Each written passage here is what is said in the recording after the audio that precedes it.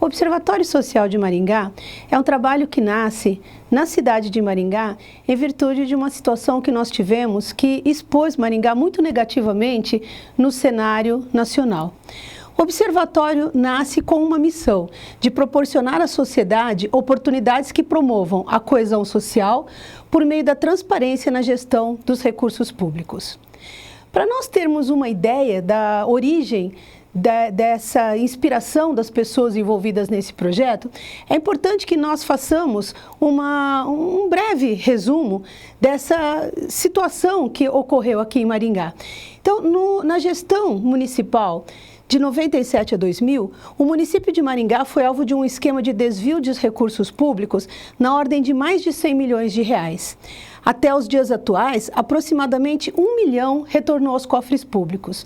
Isso nos mostra que essa questão de desvio de recursos públicos, de gastos indevidos, só terá solução com o envolvimento da sociedade, buscando uma melhor gestão e uma melhor transparência. Por isso, a partir dessa situação que trouxe Maringá para uma situação de destaque nacional nos noticiários, mas de uma forma negativa, é que a sociedade, organizando-se em um grupo, passou a pensar em um projeto por meio do qual fosse possível uma atuação democrática, cidadã e participativa dessa sociedade.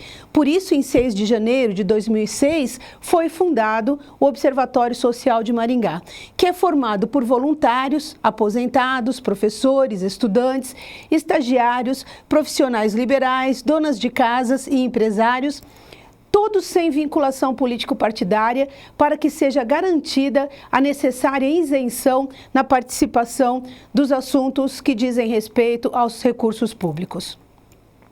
Os objetivos específicos desse trabalho, portanto, são os de orientar a sociedade sobre a importância social e econômica dos tributos, bem como criar instrumentos de controle das aplicações dos recursos públicos, e aqui está o grande diferencial, atuando em tempo real.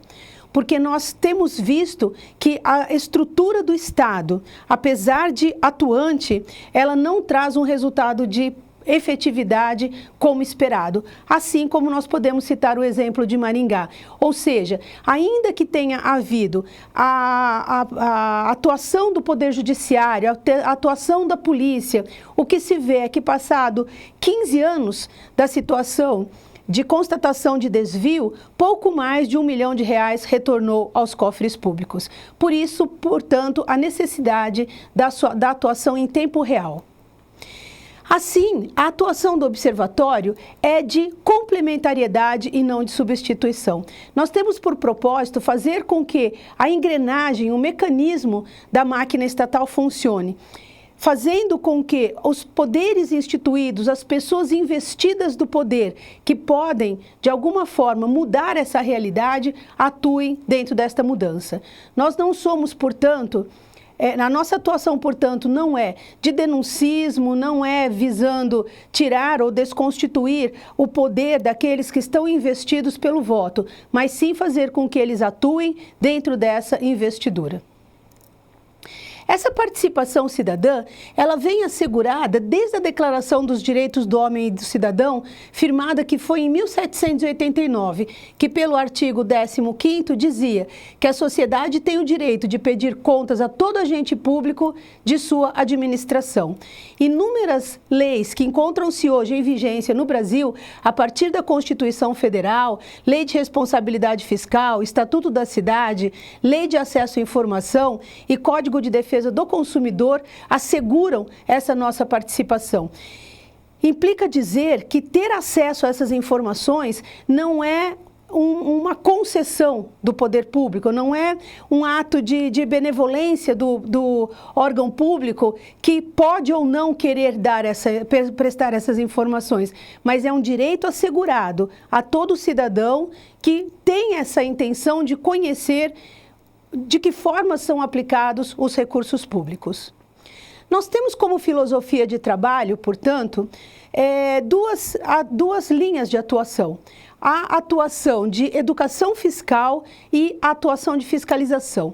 Se fosse possível nós traduzirmos por uma figura a atuação do observatório, me parece que esta reproduziria muito essa nossa forma de pensar, ou seja, o cidadão estimulado a cumprir seus deveres com o Estado, pagando seus impostos e, de outro lado, fiscalizando com austeridade a aplicação desses recursos públicos. Portanto, nós temos duas frentes distintas de trabalho. A frente de cidadania e educação fiscal, por meio da qual se leva ao cidadão o conhecimento e a importância social e econômica dos tributos e, de outro lado, o acompanhamento dos gastos públicos, estimulando a participação de qualquer cidadão a atuar também nesse acompanhamento dos gastos públicos. Eu vou mostrar aqui para vocês alguns trabalhos para que nós tenhamos uma ideia de como se dá essa atuação, alguns trabalhos que são desenvolvidos nessa frente de educação e cidadania fiscal. Então nós temos, a exemplo, concursos de redação que trabalha todos os níveis de escolaridade da cidade, visando fomentar esse tema que diz respeito ao pagamento dos impostos, à corrupção, à atuação do gestor público. Desde de 2005 a 2008, foram 40 mil formulários distribuídos e nós temos, só no ano de 2008, 18 mil redações escritas nesse tema. A vendinha do fisco na escola, em que se leva ao conhecimento dos alunos o valor embutido de impostos nos produtos que nós consumimos diariamente, para que desde os primeiros níveis de escolaridade já haja essa percepção de que há por parte do cidadão e nos produtos que nós consumimos diariamente o pagamento de impostos.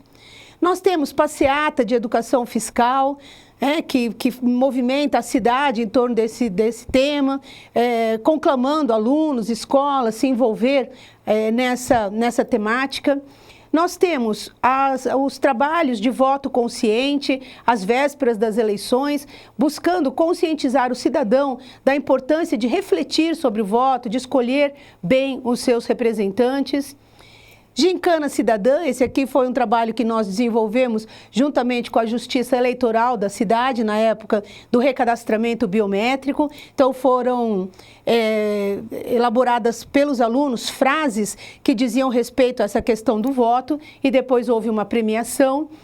Teatro, uma forma lúdica também de trabalhar com esse tema. E a partir dessa outra frente de trabalho, nós temos também a nossa atuação na fiscalização dos recursos públicos. Se você se interessou pelo trabalho do Observatório e gostaria de conhecer essa área da fiscalização, assista ao nosso próximo vídeo, que a partir dali eu passarei a mostrar exemplos efetivos de fiscalização e os resultados positivos que o Observatório tem obtido nesses últimos 8 anos de atuação. Obrigada.